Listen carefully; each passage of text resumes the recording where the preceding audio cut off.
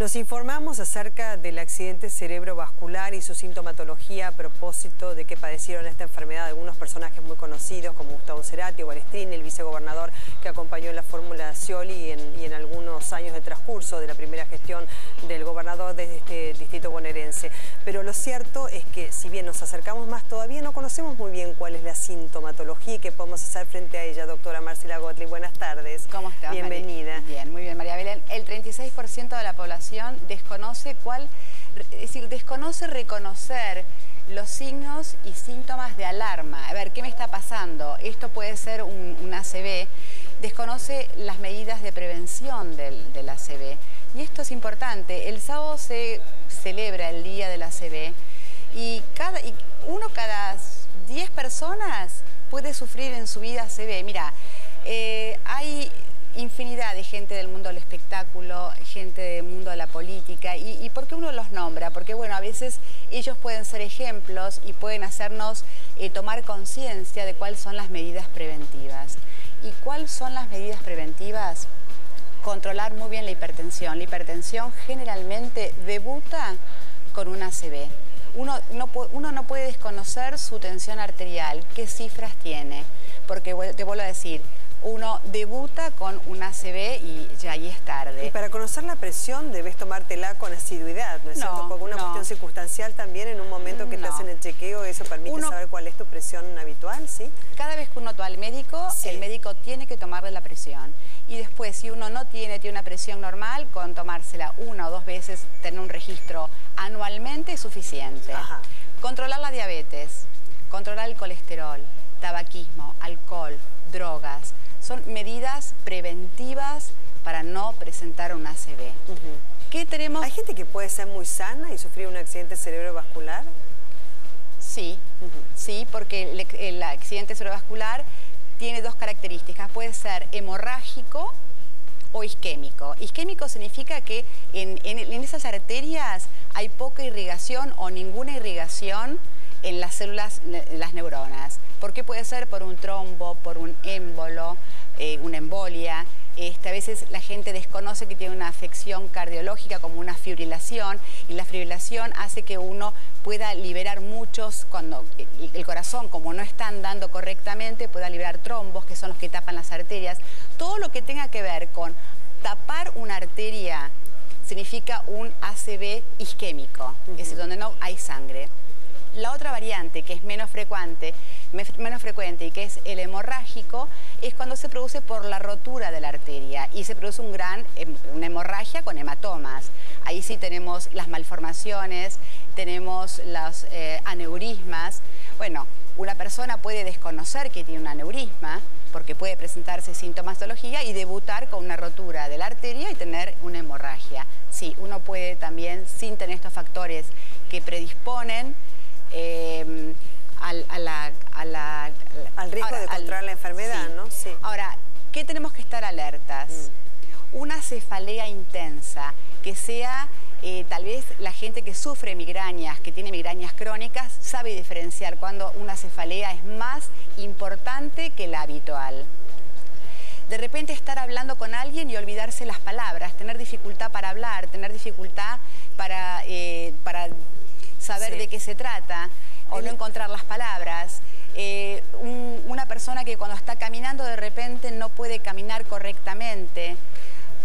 La confusión súbita, por ejemplo, como te dije antes, problemas para entender o para hablar te estás en una conversación. De repente una pérdida repentina de la visión de un ojo o ver doble. Bueno, acá tenemos la regla de las 5 C. Claro, porque es la señal de la caminata, la otra, ¿no? Que se expresa con una alteración repentina para caminar o falta de equilibrio. Es la primera C. Sí. Después está la cefalea, que como dijimos, una cefalea intensa. Acá tenemos el dolor de cabeza severo, tenemos la ceguera, o en realidad no es ceguera porque uno no pierde la vista del todo, sino que tiene dificultad, ve doble, se puede tener, es decir, cuando tiene problemas tiene diferente las pupilas, así que bueno. cuando uno tiene el cuerpo con debilidad, con hormigueos, cuando siente, viste, cuando uno dice, no sé qué me pasa, pero como que siente hormigueos en las manos. No necesariamente uno tiene que ir a la parálisis, pero sí los hormigueos o una debilidad. De repente está sosteniendo un vaso y se le cae un vaso. Sí. Bueno, y ya ¿esto se debe dar en reiteradas oportunidades? Me refiero, porque quizás muchas personas se preguntan que por ahí, por un cuadro de estrés, ha tenido alguna de estas señales y que no ha derivado en un accidente cerebrovascular, pero puede pasar si esto se da en forma asidua. ¿Cómo saber, ¿no? Hay isquemias que son transitorias, son de pequeños minutos, que uno tiene que estar atento. Si uno hace un interrogatorio correcto cuando va al médico, el médico puede detectar. Cuando digo transitorias es que por un minuto uno se queda sin reconocer una palabra o que se le cayó el vaso por una pequeña debilidad. Esos son alarmas y avisan de que algo está pasando. ¿El estrés puede llevar a un accidente cerebrovascular? Bueno, si uno tiene estrés y sube la presión arterial a cifras que hacen que uno porque puede... Porque es el mal de esta época. Sí, el mal de esta época, el ACV también es el mal de esta época. Sí. Pero como te decía, las transitorias son también un signo de alarma. Y por supuesto, si uno comienza con vómitos y con fotofobia es cuando te molesta la luz.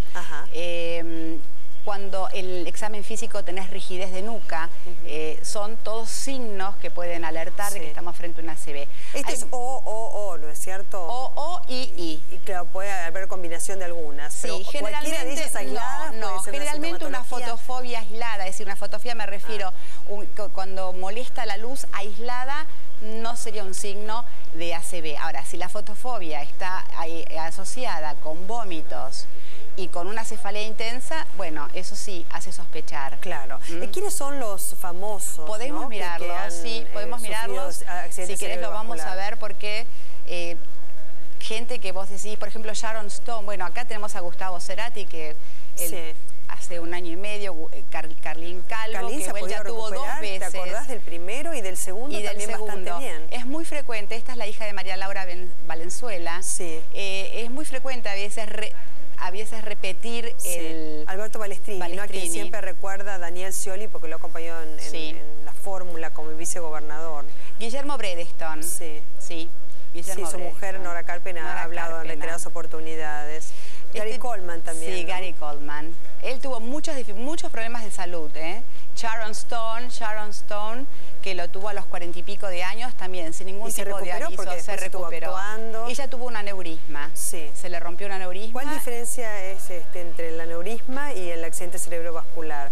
Una clase de accidente cerebrovascular es el aneurisma, son todos ACV. Algunos por hemorragias, como cuando se rompe el aneurisma y que se produce la gran hemorragia, y algunos por isquemia. Perfecto.